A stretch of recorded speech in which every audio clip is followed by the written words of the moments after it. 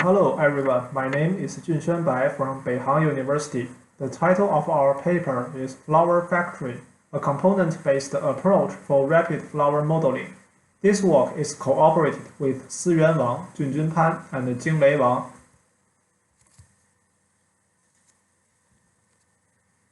I will introduce our work in 4 aspects. Flowers are frequently utilized in CG applications, such as video games, film production, and VR/AR scenes.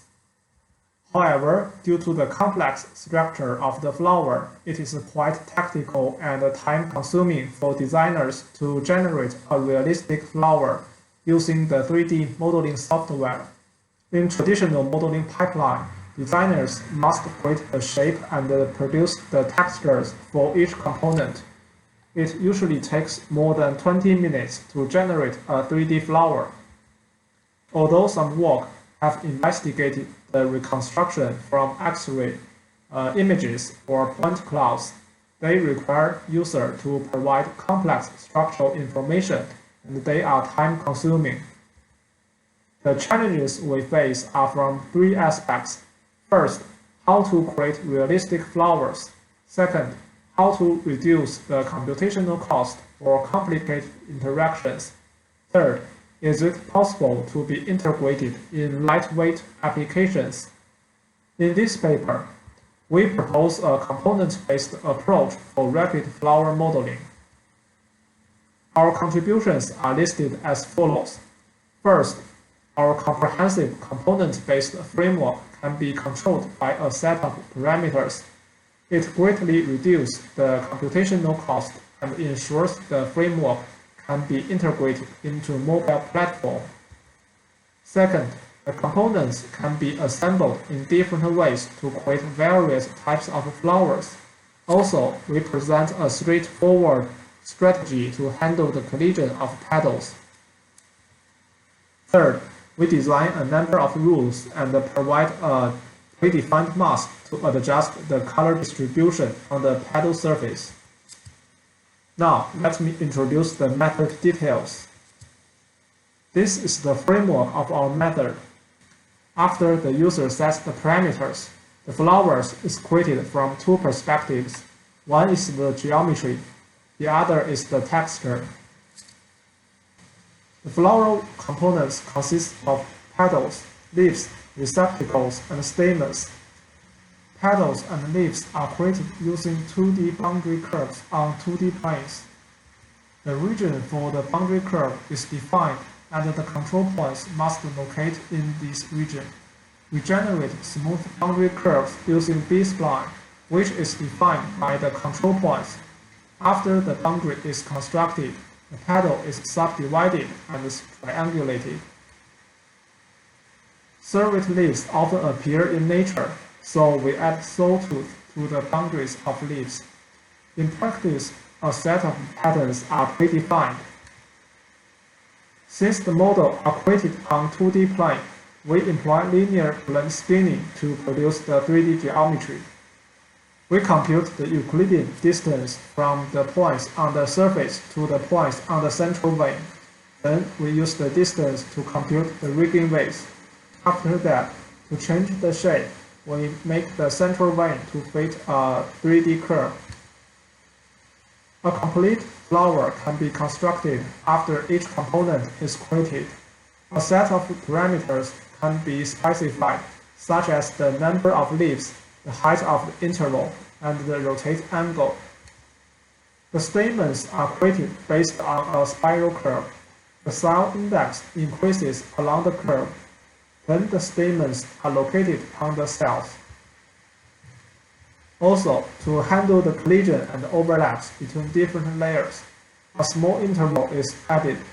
In the same layer, an interval is also added between adjacent petals. The opening state is controlled by an input angle, theta. The blooming animation is generated using linear interpolation of the corresponding points, which are the closed flower and the opening flower. To create the textures, we define a set of rules. We define a mask for the petal to create the streaks. We use a heuristic method to simulate the diffusion of pigments. In general, the color at the edge and the root are different from the center. Therefore, we set some parameters to control the color density. The technical details can be found in the paper.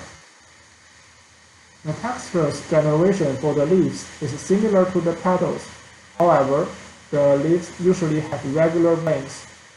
We specify the pattern of leaf veins, and users can set the number of branches and the width of the veins. Next, the experimental results.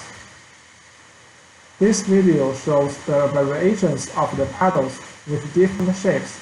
These shapes are controlled by parameters.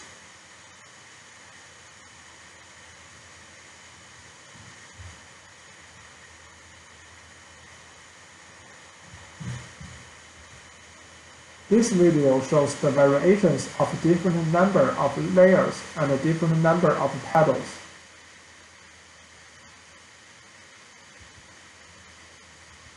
This video shows different flowers created by our method.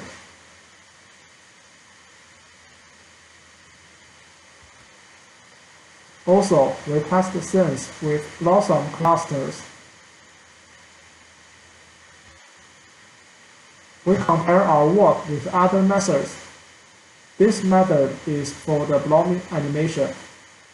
Jones' method needs 11 minutes to create the entire animation, but our method only needs 4 seconds. We also invited the 3D designers to create similar flowers using their familiar tools. Our method needs much less time than the designer.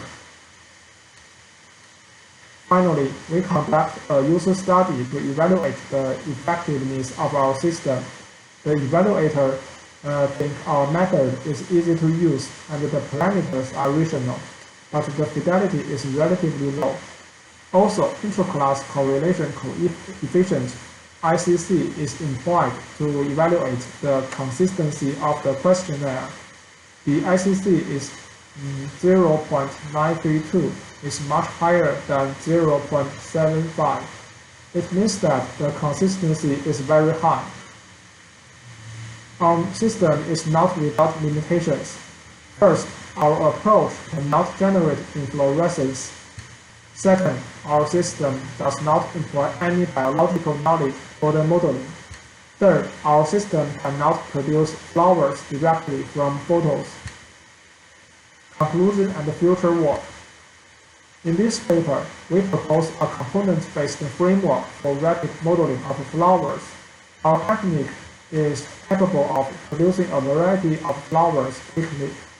In the future, we plan to develop an image-based interface for the modeling. Also, biologically based rules may enhance the geometry and the textures generation. Moreover, we consider to add more functions into our system, such as inflorescence. The following are the findings. That's all. Thank you. Any questions can be sent to the others.